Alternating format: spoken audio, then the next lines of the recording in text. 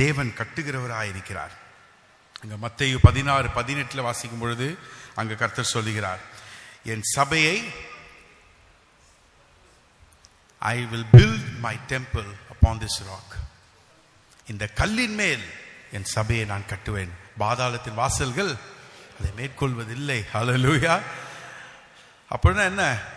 கட்டுகிறதுல 100% ஜெயம் guaranteed. அது கர்த்தர்கிட்ட மாத்திரம்தான் உண்டு. மனுஷர்கிட்ட எங்கேயுமே அந்த கேரண்டி கொடுக்கவே முடியாது. சும்மாவே பாருங்க, வாயில வந்ததெல்லாம் கேரண்டி, வாரண்டி, இது லைஃப் டைம் கேரண்டி. என்ன லைஃப் டைம் கேரண்டி? அது என்ன? லைஃபுக்கே கேரண்டி கிடையாது, இவன் லைஃப் டைம் கேரண்டி கொடுக்குறாங்க.